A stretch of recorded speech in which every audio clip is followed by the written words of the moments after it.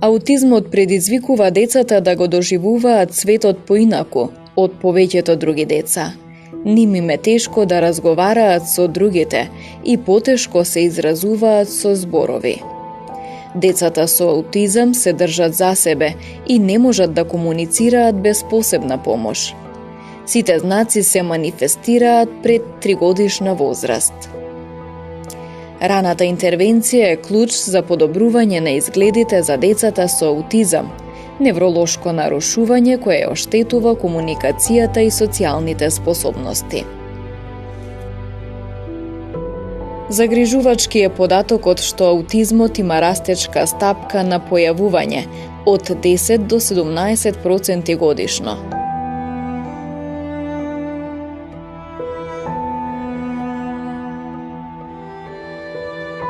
Во Тетово функционираат две специјални паралелки во основните училишта Лирија и Андреа Савески Чиќиш, во кои настава следат и деца со аутизам.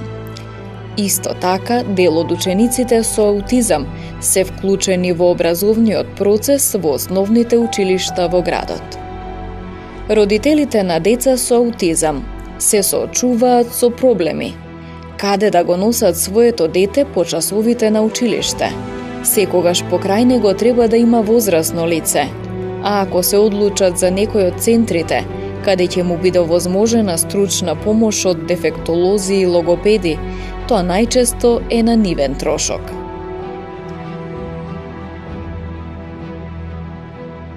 Од септември се очекува да започне со работа Центар за аутизам, кој го отвори Сдруженијето Пурпура од Тетово со финансиска помош од општината. За почеток ќе бидат вклучени од 10 до 12 деца, а со нив ќе работи стручен кадар, од кој поголемиот дел веќе има добиено сертификат за завршена обука во ваков Центар за аутизам во Тирана, Албанија. За сега работата со децата со аутизам се одвива само на албански јазик, но како што рекоа од Центарот, ако во наредниот период се обезбеди персонал, нема никаков проблем Центарот да го посетуваат и македонските деца кои имаат аутизам. Имајќи го предвид фактот дека се работи за невладина организација, ние ги поддрживме во рамки на програмите кои ги имаме за поддршка на невладините организации, но во однос на авторитетноста на Центарот, за нас е една голема предност фактот дека госпоѓа Бериша е тука со нас. Тие имаат едно големо искуство токму со деца со аутизам веќе 10 години. Пред 10 години токму во Тирана започнале еден ваков центар со мал капацитет како овој тука, што денеска е еден голем регионален центар за децата кои зборуваат на албански јазик, имајќи го предвид фактот дека се работи за терапија која децата треба да го добиваат на својот јазик за да може да се постигне комуникацијата. Се надевам дека ќе има успех целиот процес, додека ние ќе продолжиме да ги поддржиме ваквите иницијативи од нашите локални невладини организации кои ќе можат да ги поддржат децата во овој развој. Дали јазикот дали ќе може македонски?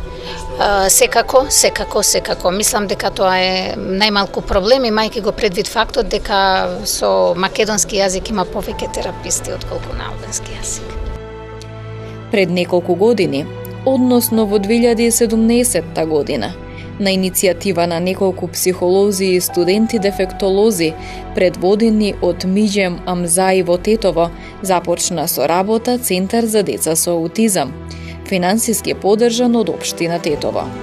И овој центар го посетуваат деца со аутизам од албанска и од турска етничка припадност. И тоа беше исто така невладина организација која ја поддрживме и ќе продолжиме да го поддржиме. Исто така тој е проект кој тече, Значи јас сметам дека можеби во иднина сите ќе успеат заеднички да направат нешто поголемо а ние ќе ги поддржиме. И едните и другите и третите. Во земјава нема регистар на лица со аутизам. Без национален регистар и без конкретни институционални мерки и решенија, аутизмот останува под превезот на непознатото.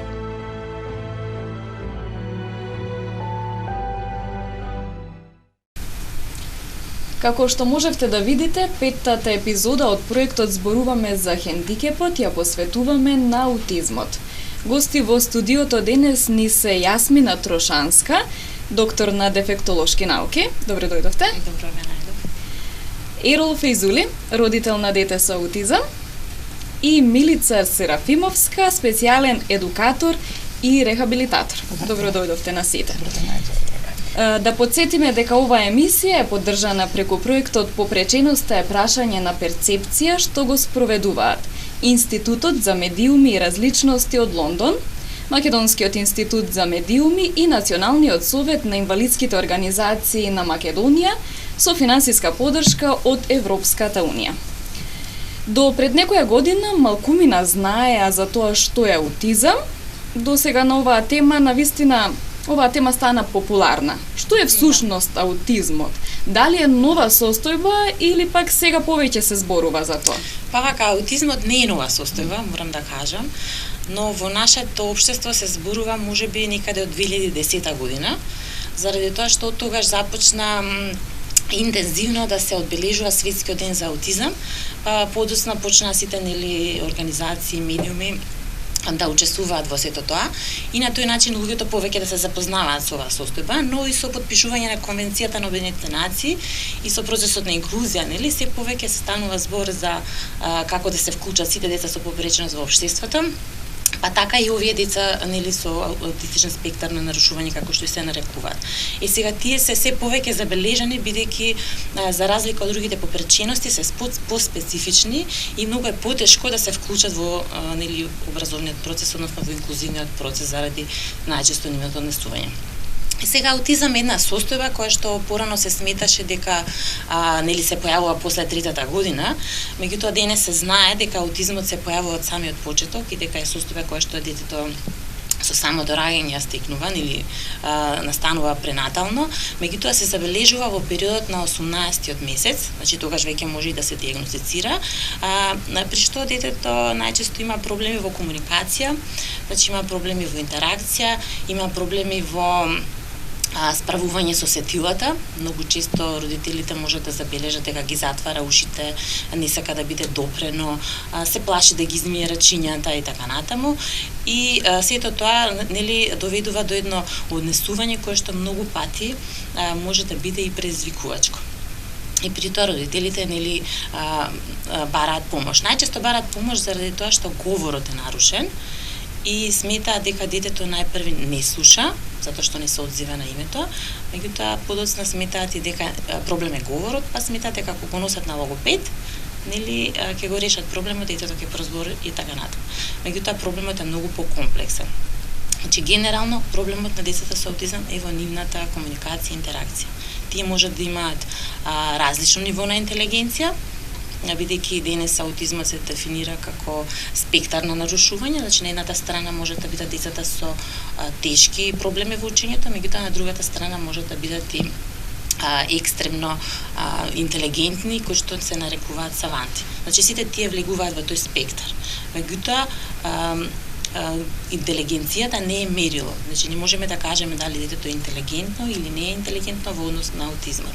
Може да биде интелигентно, може и да не можеме да го видиме тоа. Со тек на време доколку се работи со детето, ќе може да ги искаже сите тие своји способности. И потенцијали. Да, многу често родителите викаат детето не зборуваше, не комуницираше со никого, меѓутоа за 1 до 2 месеци одеднаш како да се разбуди и стана друго дете. Меѓутоа кога детето ќе стекне доверба, кога ќе стекне само доверба во вештините, кога ќе нема да биде вознемирено, тогаш ќе изразува своите потенцијали и може да се развива. Господине Фејзули, вие како родител на дете со аутизам, кога за прв пат забележавте дека нешто се случува поинакво кај вашето дете и каде прв пат се обративте, од кого побаравте помош? Тек после втората година фактички почнавме да сумњаме, да гледаме дека нешто одстапува од нормалата, но тек некаде околу неговата трета година побаравме стручна помош.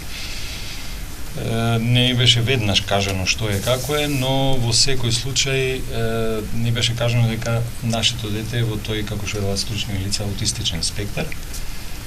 и ни беше препорачено да веднаш, што е можно побрзо, да се почне со логопедски, дефектолошки третман, со градинка, значи, пошто е битна социализацијата кај тие деца, рековме.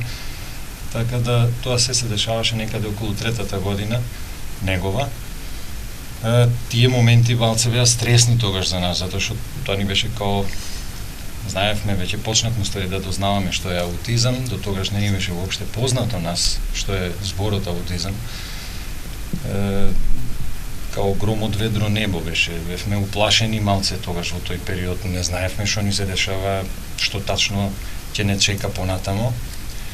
Но полека човек се навикнува на одредени работи, така да од тој период навамо константно сме под тие, ајде да ги наречем, третмани и одиме напред.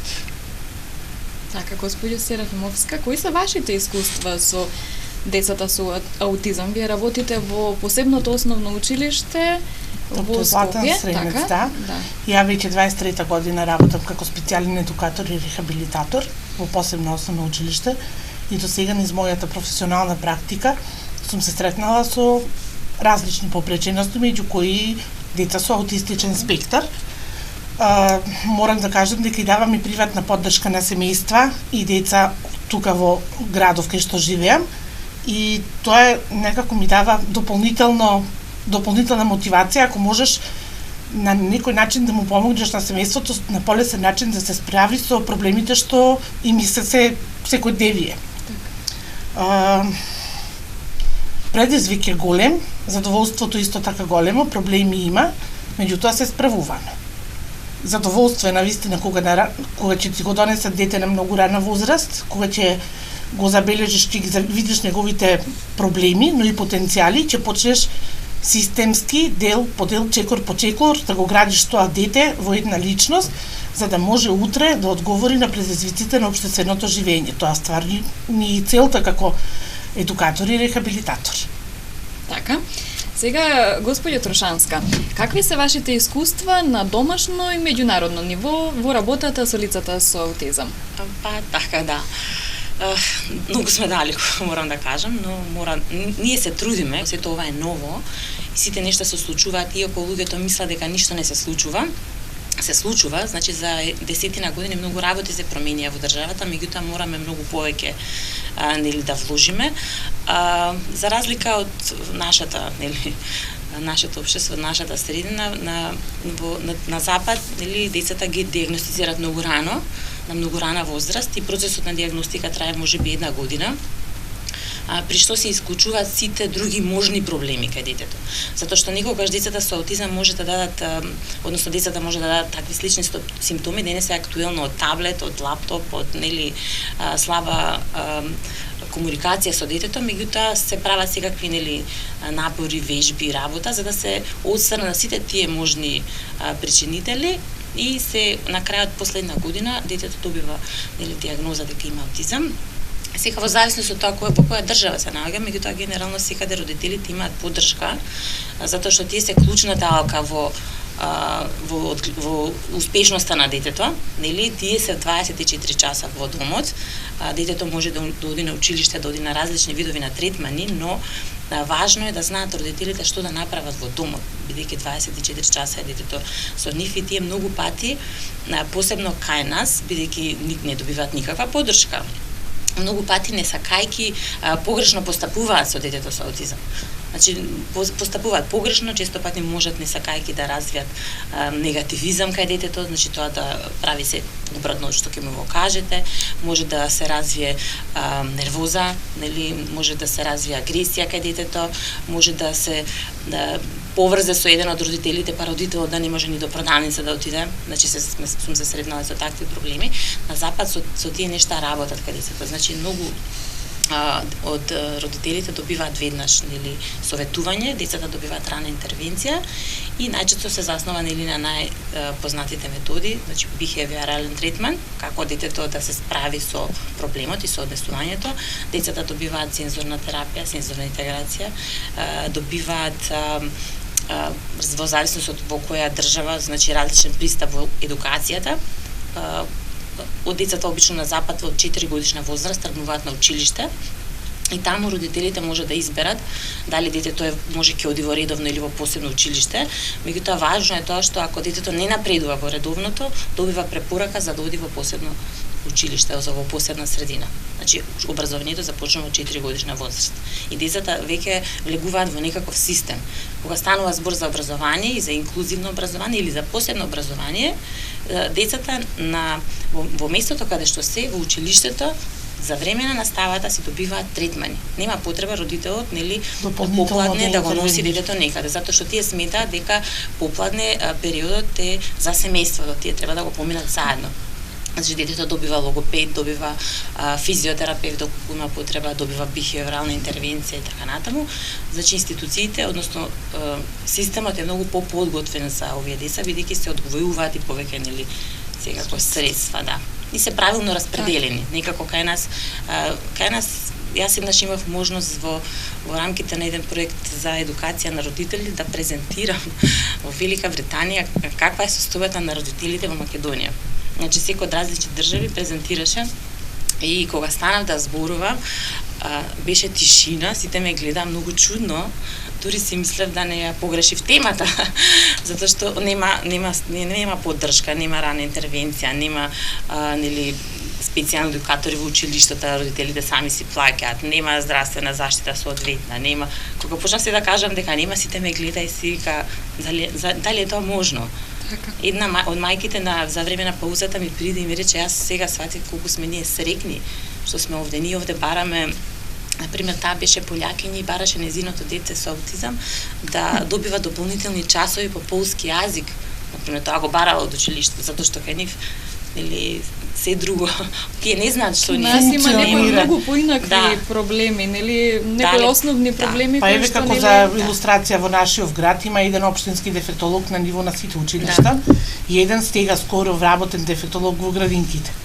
Ако збориме за инклузивност и за рана интервенција, тоа е многу мала опфатност и затоа родителите се принудени едноставно да плаќаат дополнителни приватно часови од сопствени средства што не може да се рефундираат назад од државата и оставени се навистина сами на себе и на начин на кој ќе се снајдат. Еве, најдобро би кажал господинот Фајзули, како ги прифаќате овие проблеми, како се справува вашето семејство?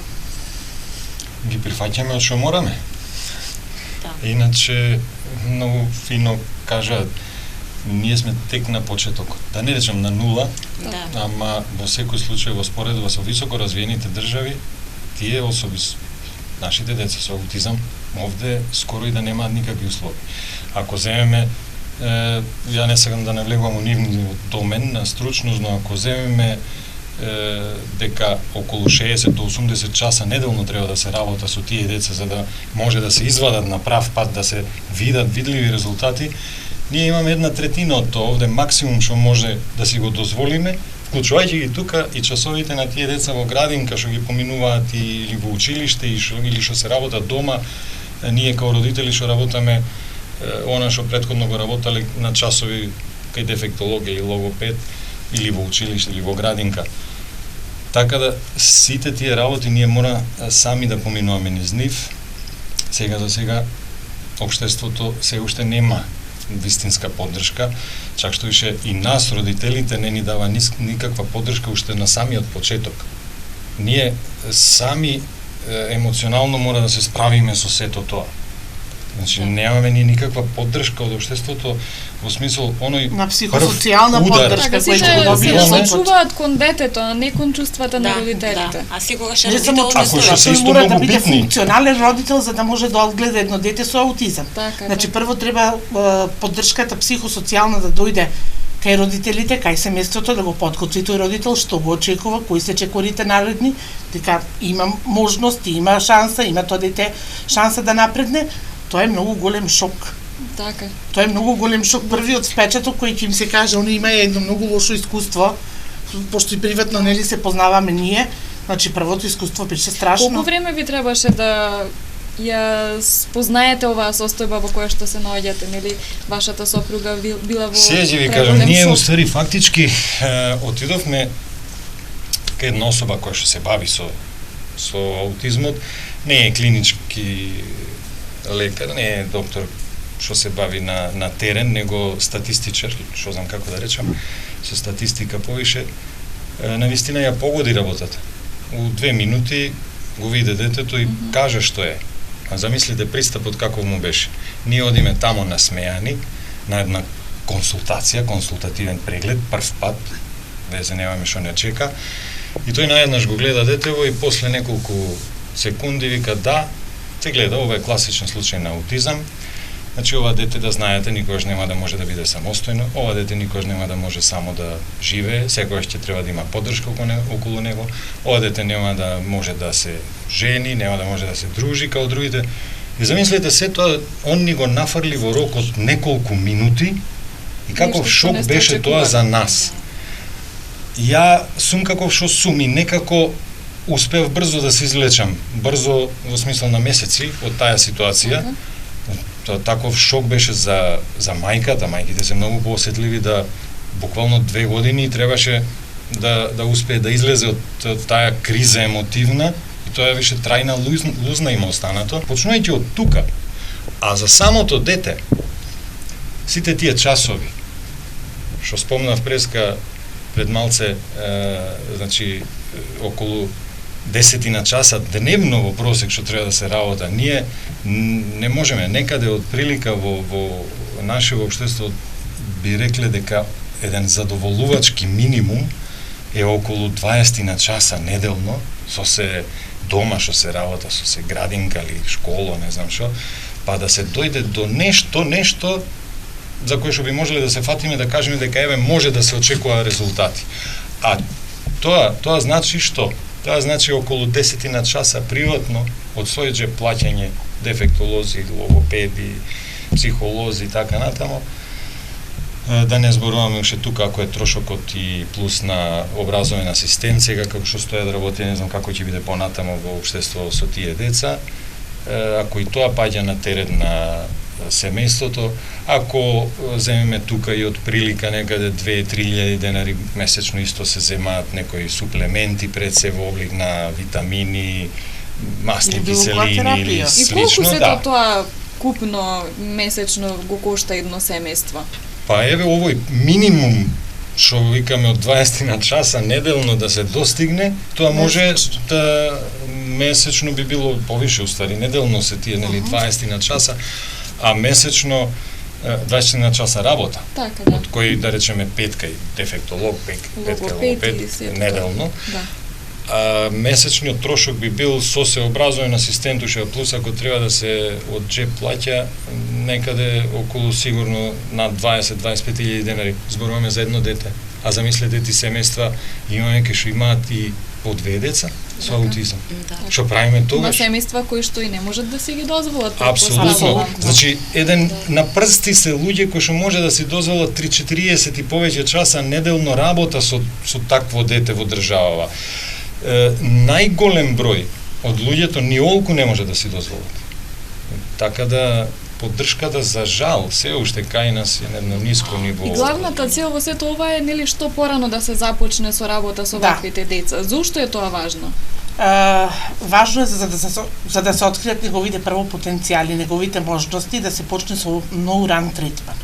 Што значи тоа ран третман? Значи тоа дете, како што кажа колешката моја, можеби има сензорни пореметувања. Значи ако е хиперсензитивно, му се дава соодветен инпут. Ако е хипосензитивно, исто така. Моторички колку е спретно. Обично имаат проблеми со вестибулација. Моторички неспретни деца. Долго време останати дома. Без моторички искуства. Значи, поддршката треба да иде таму. Поддршката треба да иде во говорната комуникација. Говорно да се стимулира. Голем број од децата кои ќе дојдат прв пат на дефектолог, да речеме, немаат говор. Значи мора да се работи прво на разбирање на говор, на градење на рецептивен говор, па со тек на време на градење на експресивен говор. Релации, просторни, временски, значи секакви како дел од третманот. Интеракција, комуникација, социјализација, сето тоа е дел од рехабилитациониот процес што треба да го има едно дете со проблем. И колку порано ќе отпочне третманот, толку е поголема шансата детето подобро да се организира во средината кај што живее. многу касно се јавуваат родители на дефектолог, на рана интервенција. И знаете како на горната линија у развојот на детето достига некој максимум 7-8 година, кој може да се очекуваат сите овие процеси да завршат. Значи, ако дете не добие до 5-6 година говор, не можете вие да стимулирате понатаму и да очекувате дека говорот ќе се јави на подоцнешна возраст. А вишете, ви го носат детето на 4-5 години, нема говор. Тоа е дете обично затворено дома. Зошто е тешко за менаџирање. Значи, тешко е за менаџирање, најчесто е да се земат таблет или мобилен телефон, тие се дечу тачери, кликери, на смарт телефони и на таблети, тешко се доаѓа да се допре до нив, обично имаат такви едни негативни реакции кои ќе му се приближиш, не е научено на една социјална интеракција, па си иде чекор по чекор со различни методи, за да дојдеме, за да допреме до детето, да видиме кој е проблемот и кај може да се делува. Тоа е тоа, најчесто. Мојата практика покажува дека е најдобро и кога работам и со родителите. Зошто? Кога работам приватно со родителите заедно со детето, сметам дека родителот е прв дефектолог и дека тој треба да биде обучен како да продолжи. Зошто третманската работа еден саат со дефектолог е многу мала. Родителот е 24 сати со детето и тој треба да му даде дополнителна поддршка, односно да знае како треба понатаму да се справува со потребите и можностите, односно да го гради детето. И затоа мојата практика кажува дека подобри резултати се даваат кога и родителите се присутни, не мора секогаш да бидат присутни, меѓутоа родителите се први дефектолози во семејството, поддршка они први мора да добијат за да можат понатаму да се справуваат со проблемите на секојдневието.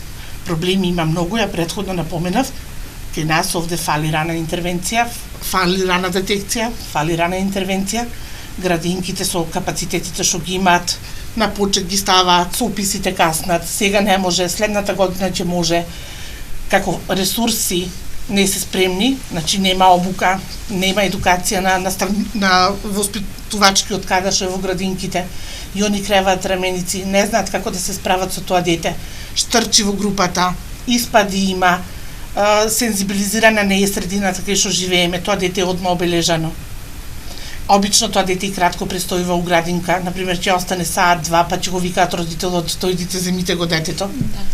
Тоа е проблем. Исти е проблемот и во редовните училишта. Например, во нашиот град постојат паралелки на македонски наставен јазик, посебни во Андреа Савески Кикиш, другото е све под инклузија. Кажавме, еден општински дефектолог не може да покрие. Ова е тешка и обемна проблематика, значи не може. И обично тоа дете е саат и пол во училиште со асистент, доаѓа дома, има празен од речиси цел ден, оставено само на себе додека му се родителите одсутни. Ние овде немаме организиран третман. Значи третманот е многу важен.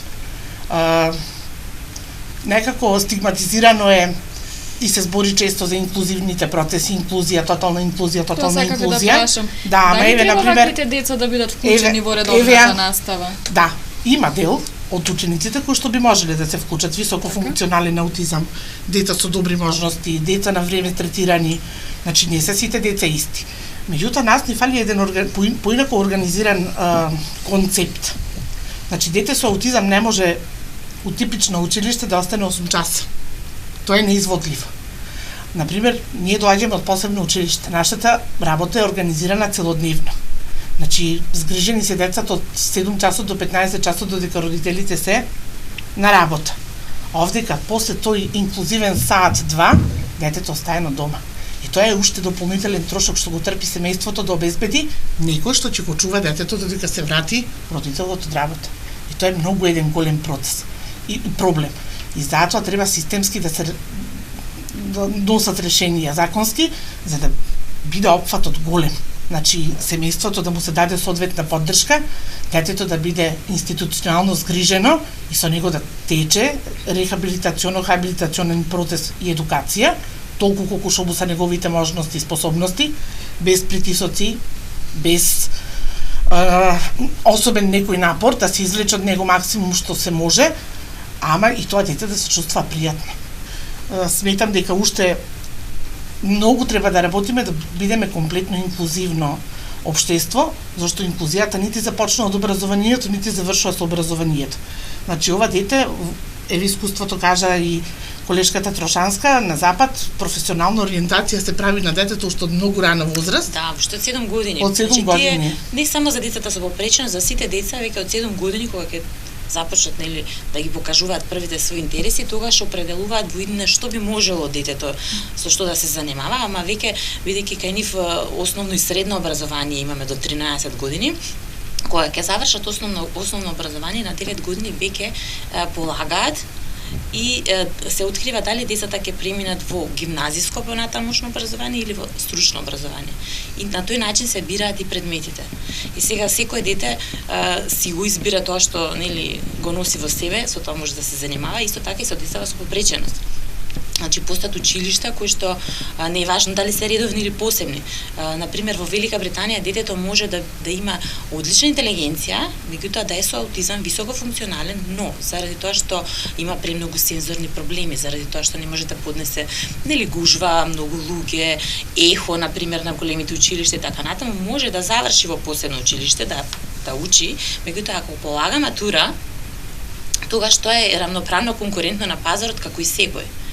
И во средните училишта, посебни таму, 2/3 од децата се вработуваат. Значи, целта на нивната инклузија не е дали детето ќе оди во посебно или во редовно училиште, детето да се вработи, да се вклучи во Значи, од овие деца да не ствараме социјални случаеви, туку да се искористи потенцијал за да бидат општествено корисни членови. Инклузијата е последна алка и муабет што треба да го направиме сега. Дајте ги потенцијалите на детето, дајте да развиваме вештини, дајте да го вклучиме детето во сите текови на општеството. Тоа е целта на рехабилитација и хабилитација уопште. Значи, овде многу поинаку се сваќа перцепцијата баш кога ќе дојде периодот за образование. Знаете, стигматизирано ми е детето, мора да иде тоа во редовно училиште. Не мора. Зашто и типичните деца, односно да, типичните деца што се редовно, образовниот систем не нуди таква можност да се откријат потенцијалите и вештините и на типичните деца. А да не зборам за децата со попреченост. Не, ако треба да добие минимум образование, ќе го добие. Ако детето може да се описмени, тоа е негов плюс. Ама, например, не можеме ние да инсистираме, од практична гледна точка, детето да усвои количество број. Едноставно не може да усвои количество број. Доволно е и ако го препознава бројот, па да го користи како вештина. Да се јави на мобилен телефон, да користи калкулатор при решавање на математички операции. Значи, тоа е таа рехабилитација, не по секоја цена да се инсистира нешто. Апсолутно. Значи, треба да ги наоѓаме потенцијалите, нема дете што нема потенцијал. Тоа е мојот генерален став. Секој дете за нешто е способно. Само треба на време да се открие потенцијалот кај детето, да се работи на вештините негови. Нас ни треба општество на социјални случаи кај што доживотно ќе добива тоа дете поддршка. Може ќе биде на некој дете потребна поддршка. Да, но меѓутоа ако може и добрите завршуваат така. Многу често ќе завршат 9 оделенија, нели ќе завршат можеби средно и сега родителите одеднаш бараат дневен центар. Зошто дневен центар? Нели тоа дете зошто сега да мора да оди некаде да го условно кажам да го чува некој да го купира, зашто можеби ќе можело да развие некаква професија. Јас имав можност да разговарам со деца кои што беа на интервју за работа. И баш ме интересираше каква работа им понудиле, како им се допаднало и така натаму. Значи тоа не е ништо вау, нели ништо тешко или ништо специфично. Еден ученик кој што е со аутизам, со високофункционален, кој што многу сакал да одштрафува и заштрафува, да работи со алати, го вработиле во компанија за изнајмување на точаци. Значи секој што ќе го врати точакот, тој да го одштрафи, заштрафи, да го спушти седиштето, да ги напумпа гумите и тоа е тоа. Или девојче кој што многу сака кучиња, ја вработуваат во компанија за дресирање на кучиња. Значи ќе ги храни, ќе ги бања, ќе ги шета кучињата, ќе ги чешла и така натаму. Значи тоа се работи кој што може. На моето прашање што добиваат бизнисмените, нели работодавците за тоа што вработуваат деца со попреченост, одговорот беше ништо. Значи, тоа е по пат на емпатија, бидејќи секој во семејството има некој близок и ако може да ја работи истата работа, зошто да не ја работи? Како општествено одговорни компании, зошто не зошто да не работиле такви лица. Ама ке нив и емпатијата е на високо ниво. Различен систем функционира. Поинаков систем функционира овде и секој бизнисмен и секоја фирма чека некој бенефит владата да му даде. Така. Значи, ако има некој бенефит владата да му покрие пензиско, инвалидско, вакво, такво ќе вработи нели лице со попреченост, ако нема интерес да го вработи, не работиме на професионално способување дефинитивно, значи и тоа е еден сегмент од хабилитација и рехабилитација на кој што многу малку се работи. Системот е таков, дерогиран за жал последните 20 на години. Порано имаш и заштитни работилници и шанса децата да се нели работно способат и да заработуваат за себе, да не бидат општествен товар, мора да се врати тој еден терк. Тоа ни е единствена шанса да успееме како едно инклузивно општество. Тоа ќе биде од корист за самото дете, за семејството, за околината, за општеството. Не само тоа, него тие деца едноставно утре мене нема да ме има, не сум ја вечен. Така да, што рековме, тие деца да не бидат на терет на општеството како социјални случаи, него напротив, да може тоа дете да се издржува самото за себе, да има еден пристоен живот, ништо повише од тоа. Затоа да се види до кај е потенцијалот, нивни многу работи треба. Многу треба да се сменат. Од почеток треба, па значи ние се уште не го знаеме, не ја знаеме основата во работата со овие деца. Например, секој дете со аутизам, главниот проблем на децата и лицата е што немаат способност да предвидуваат нешта. И затоа тие многу често се вознемирени во различни ситуации. Ние од мали нели комуницираме со децата и по пат на обиди и грешки со другите деца учиме на одредени однесувања кои што не учат во училиште, кои што не ни ги кажуваат како лекција. Ама овие деца тие работи не ги учат. И како што растат, тогаш не знаат да предвидат многу ситуации. Дури да имали искуство во некоја ситуација, не знаат. И заради тоа, целиот систем на работа со нив мора да биде предвидлив. Значи, сите тие имаат потреба од визуелна поддршка.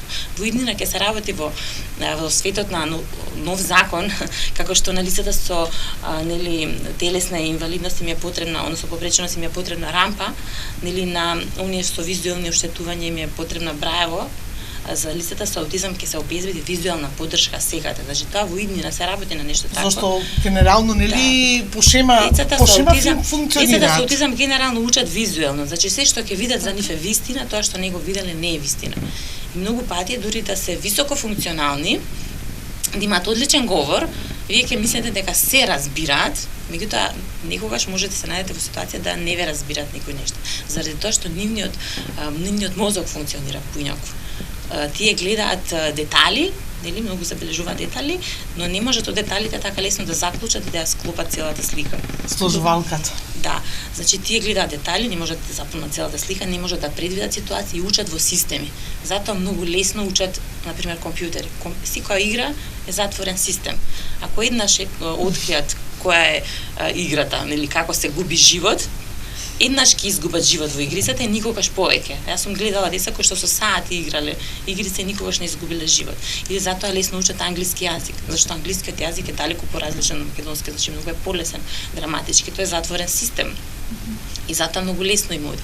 Значи тие се начините на кои што овие деца учат, а ние тоа не им го нудиме. Значи системот на образование треба да се прилагоди, да се промени, можеби да стане поинаков за нив, да го извлечете најдоброто од нив. Кога би знаело детето, например, распоредот на задачи што треба да го направи за еден час, визуелно представено, дека ова прво треба да го направи, па ова, и на крај кој ќе заврши задачата комплетно, значи една задача поделена на помали чекорчиња и кој ќе предвиди дека више дојден крајот, за него задачата е завршена. Значи тоа е што го викам, да, со визуелна поддршка. Со визуелна поддршка, аудитивна поддршка, значи тоа се деца кои учат мултиканално.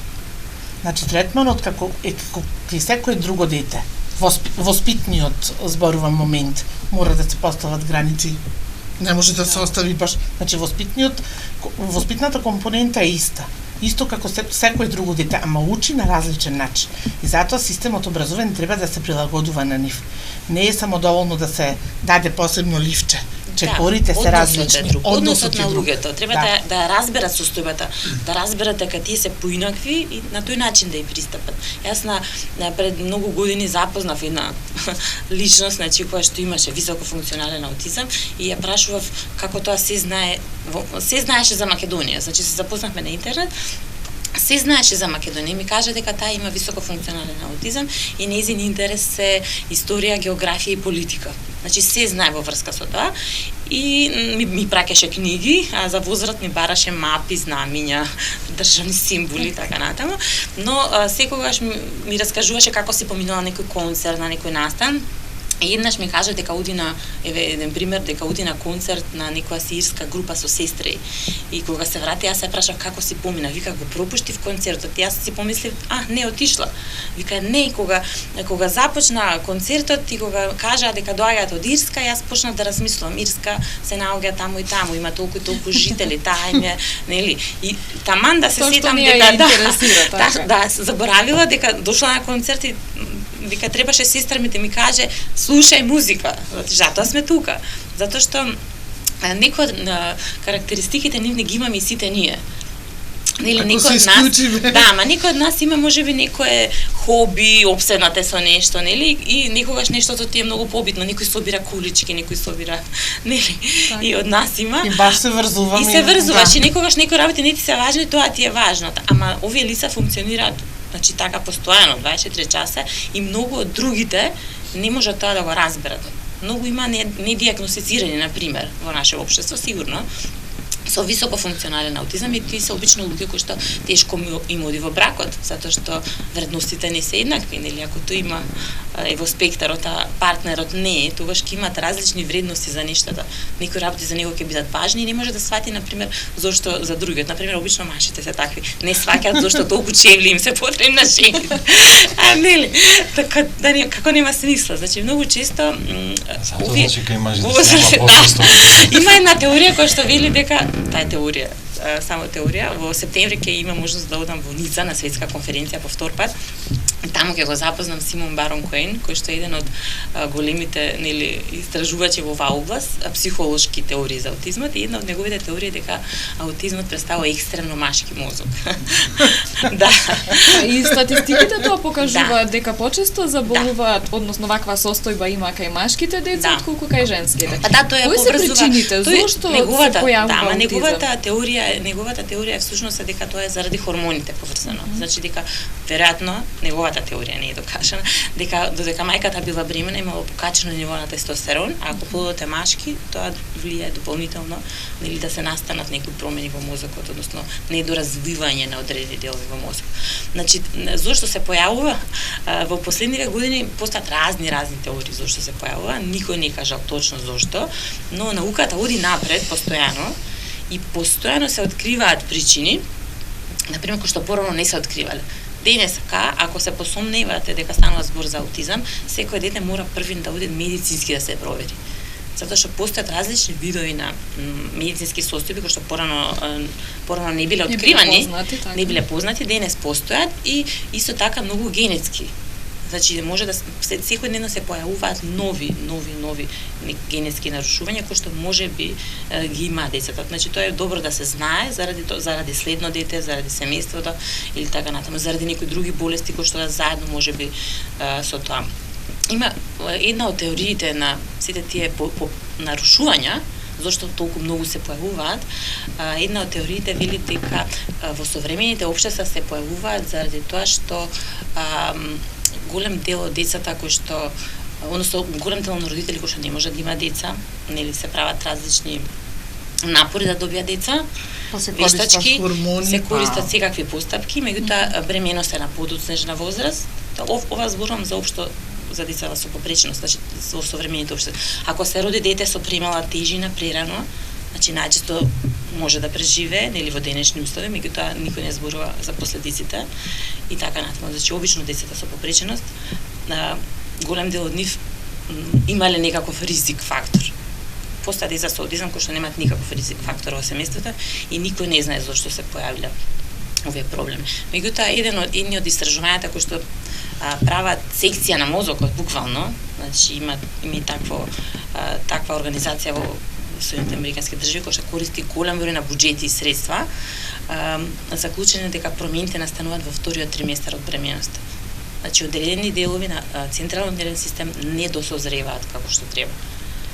А тоа никаде не се гледа, тоа не може никако да се докаже. Значи не се знае што настанува во тој момент. Постоја едно време антивакцинални кампањи кои што велеа дека примањето на МРП вакцина во случајот предизвикува аутизам. Значи тие во светот постоја многу порано, ама така тој бран некако покасно стигна тука. Значи јас од кога почнав да се занимавам со кога почнав да студирам, тогаш се појави таа кампања. Во периодот кога Буш доаѓаше на власт во Америка, сега која година беше.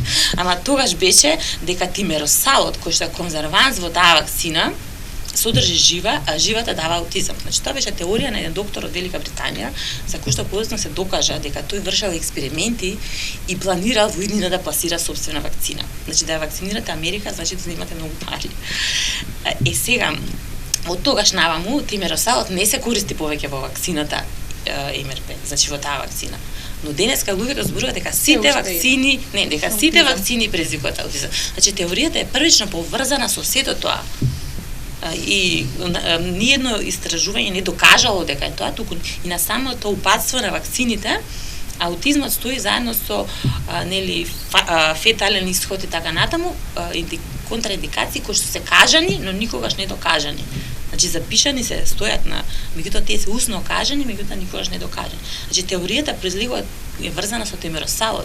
Од тогаш никогаш повеќе не се става тимеросал во вакцините, а сега велат луѓето дека е од алуминиум, дека е од Кога ги видовте првите симптоми? Првите симптоми родителите ги забавуваат. Кореспондираат со се погаѓа временски се погодува затоа што родителите викаат првично дека детето зборуваше, ама престана зборува. Што зборуваше? Викаше мама, баба, папа. Значи тоа не е говор, тоа е баблинг. Секое дете почнува да вика мама или баба и кога бабата ќе го види говорниот апарат. И кога бабата ќе го види детето, ќе рече леле убаво на баба, прв збор на баба. Баба кажи баба и тогаш детето сваќа дека бабата се радува за да провоцира, тоа ќе каже баба и бабата има реакција, ќе каже тоа е таа социјална интеракција. Баба кажува и во Кина, баба кажува и тие се зборови. Баба кажува на секој јазик кажува, тоа е баблинг и детето учи говор по опит и грешка исто. Но децата со аутизам во овој момент кога почнуваат тоа баба, мама, папа, но комуникацијата не ја развиваат понатаму. Значи понатаму одеднаш се губат, не го развиваат говорот понатака. Баба, мама, папа, сензомоторна играта и таа тука завршува, не продолжува во говор. Подоцна детето повторно е окупирано се уште со тие сензомоторни активности. Дури може да се појави хиперакузија, значи премногу да слуша или да има потреба постојано да скока затоа што има проблем со вестибуларниот апарат. И ќе почне да се занимава со сите тие своји сетилни проблеми и ќе се исклучи од средината. Децата со аутизам не комуницираат со другите деца во градинката, затоа што децата се непредвидливи. Значи детето може да го удри другото, може да му приде, може да му земе нешто. И ова не комуницира затоа што се плаши најчесто од нив.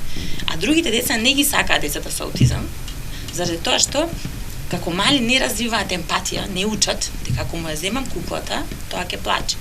Сите деца до 2 години го прават тоа. Во градинка кога ќе однесат играчка, не се тепаат за една иста играчка. И обично учителките викаат не носат, ама подоцна децата учат. Ако му земам, тоа ќе плаче и тоа им веќе емпатија. Влегуваш во туѓата улога, во туѓата кожа и гледаш од негова перспектива.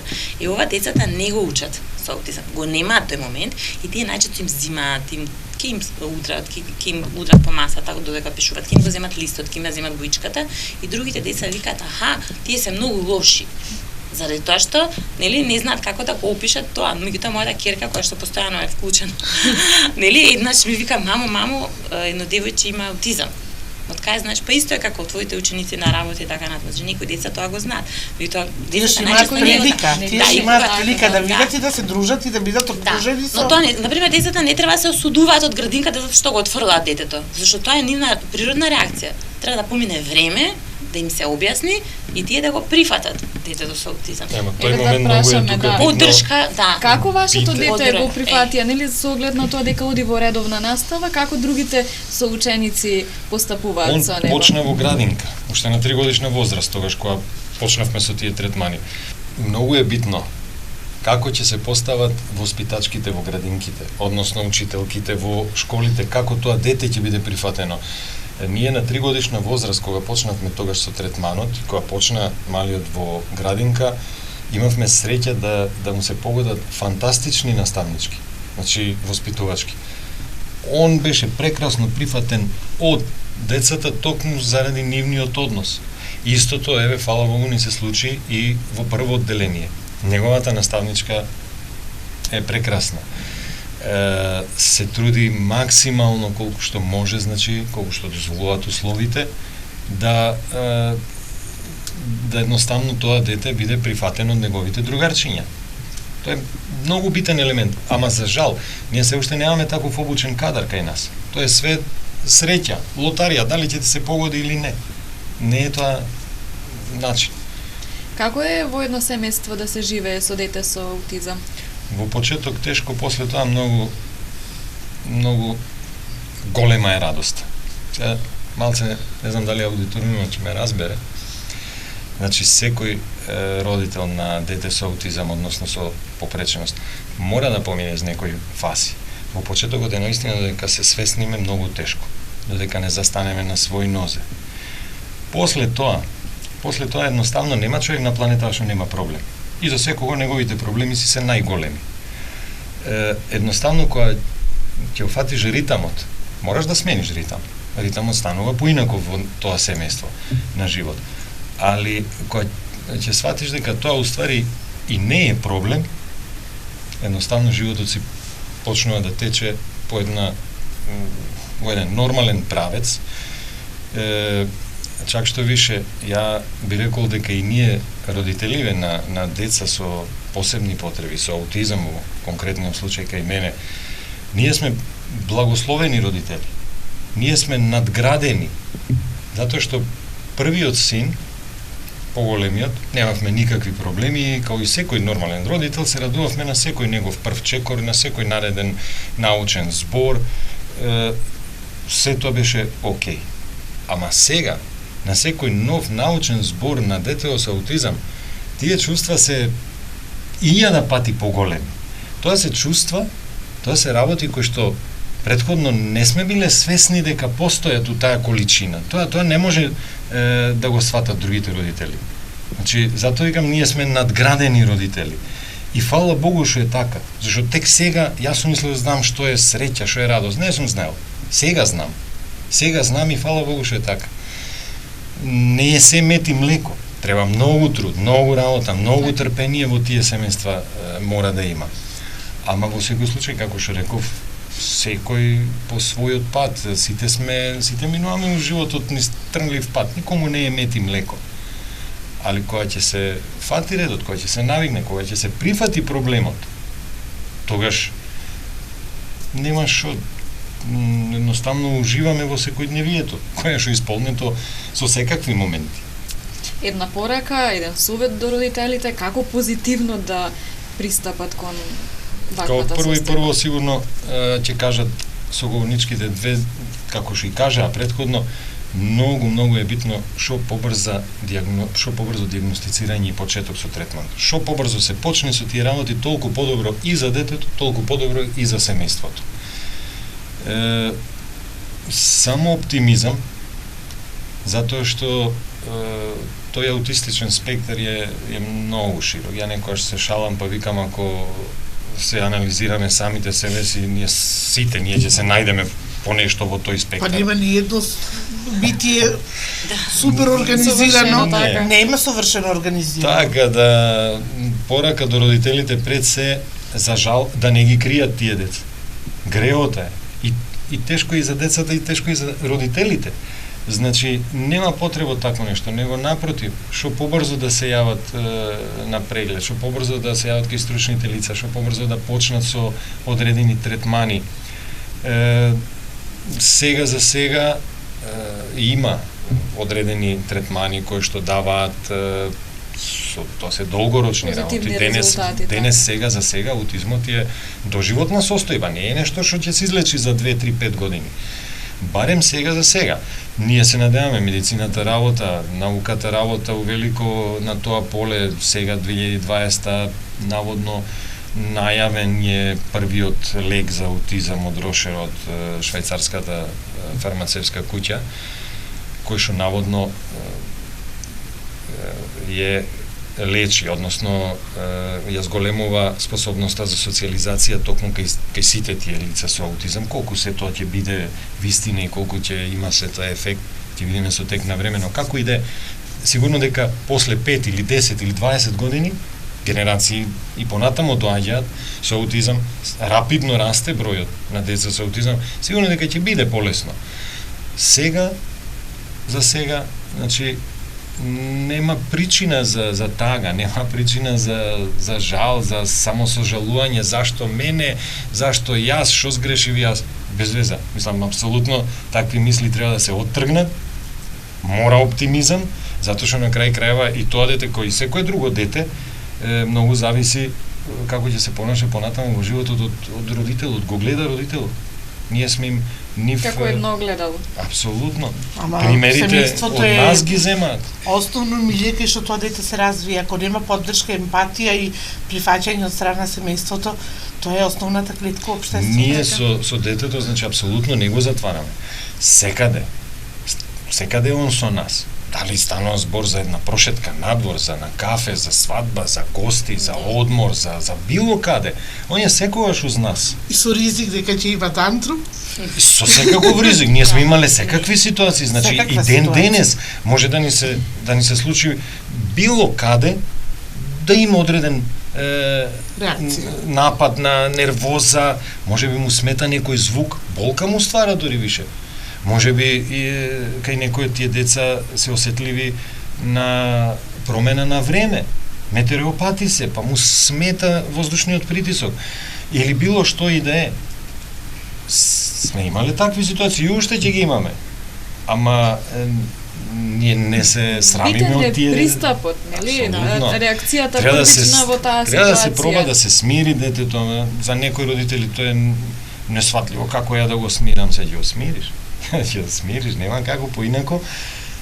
Во секој случај, сите тие случувања, сите тие дешавања, како што расте детето на крај крајва и како што добива третмани, се поретки и поретки, се повеќе и повеќе се оние добри моменти, за да се надеваме понатамо тоа дете дојде до момент на доволно да може да се осамостои, да може сам да јаде, да може сам да се облече, да може сам да пазари надвор, да се избања, значи едноставно да не биде до толку зависен. Пораката до родителите кои што верувам дека има дел од нив кои што се уплашени, кои што се на почетоците сега разбрале или разбрале, но се уште кријат, ќутат, не знаат што да прават. Многу пати грешат, тие сакаат најдобро за своето дете, ама секој сака најдобро. Многу пати не се свесни, јас имам родители кои што ги гледам и нели некогаш ќе ги опоменувам, мислат дека нивното дете ништо не разбира. Значи децата многу добро разбираат што се случува, упиваат се. Позитивен родител, позитивно дете. Дали детето со попреченост или не, тоа е исто. Значи први треба да го гледаат како дете, а подоцна да го видат неговиот проблем и да му помогнат. И многу често родителите пред децата зборуваат работи или другите членови од семејството. Од типот на зборот на телефон, леле кај ни се случи сега ова несреќа, како ова дете во нашето семејство, леле што ќе правиме. И тоа го зборуваат пред детето. Детето го слуша тоа. Детето го слуша. И сега тоа да е дете без проблем, ако ви истото го правите пред него и осети дека е несакано, а секако ќе биде негативно. Однесувањето на детето ќе биде негативно. Значи многу често се прават такви грешки и секогаш им кажувам не пред детето. Значи ако сакаш нешто да зборуваш и за детето, за неговата состојба, нели кога ќе се сретне на пример со мене, ќе ми раскажуваат за детето, детето е присутно. Јас тоа навистина не го сакам, мене не ми е пријатно. Затоа што голем дел од децата се вознемируваат во тие ситуации. Знаат дека за нив се зборува и знаат дека тоа не е убаво. Најдобро е кога се разговара да детето не може би во некоја библиотека или нели можам, јас обично така, нели некаде каде што детето слободно се игра, можам да го видам, ама не сакам да ме слуша што зборувам. Затоа што многу пати тоа негативно влијае врз нивното однесување. И многу од родителите стануваат негативни родители. Има и децата кои што не им се со проблем се негативни. Постојано му викаат не. Нема да се качуваш на масата, не ја фаќи чашата, не го допире, ама цело време зборуваат не. Не, и така стануваат негативни, односот е негативен, а децата со аутизам посебно се вознемируваат на не. Прво, не учат од не, Значи не трчај, ако му кажеш, детето најчесто го слуша зборот трчај. Зборот не може и да не го слушне. А ако му кажеш исто така не трчај, може ситуацијата трчање да ја поврзи со зборот не трчај и ти секогаш кога ќе кажеш не трчај, детето ќе трча. Затоа што тоа е зборот, нели? Во ситуацијата. Најдобро е да му кажеш обратно, застани.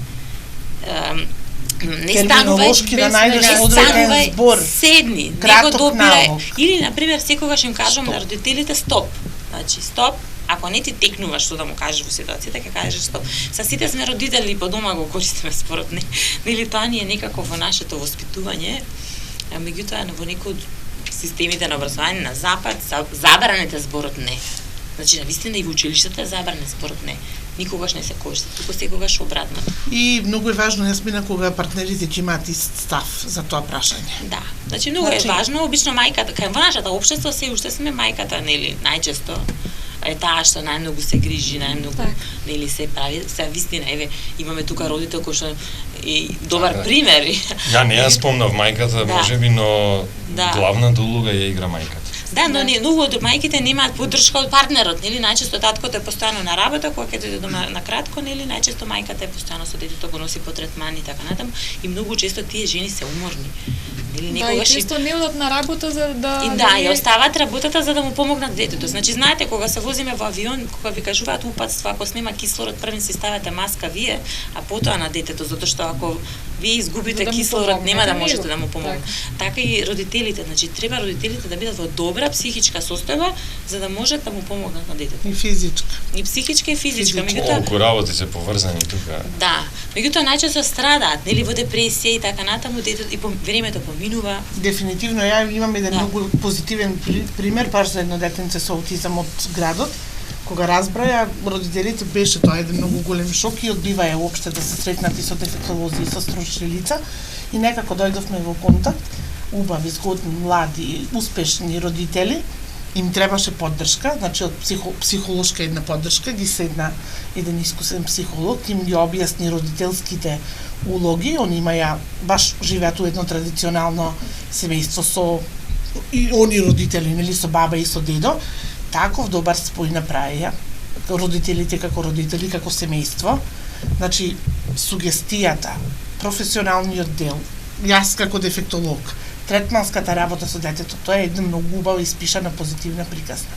Значи таа тријада, семејството е алката, клучната алка у целокупниот третман, општеството треба да помогне, да имаат адекватна поддршка, тоа е приказната. И секој дете да се најде под ова ниво. Така. Има многу да се зборува на оваа тема, може би некои прашања остана и неодговорени, но во следна прилика. Ви благодарам на учеството во емисијата. Благодариме за поканата. Така, да подсетиме дека оваа емисија дел од проектот Зборуваме за хендикепот кој што го реализира Сдруженијето за церебрална парализа од Тетово. Емисијата е поддржана преку проектот Попреченоста е прашање на перцепција што го спроведуваат Институтот за медиуми и различности од Лондон, Македонскиот институт за медиуми и Националниот совет на инвалидските организации на Македонија со финансиска поддршка од Европската унија. Ви благодарам на вниманието.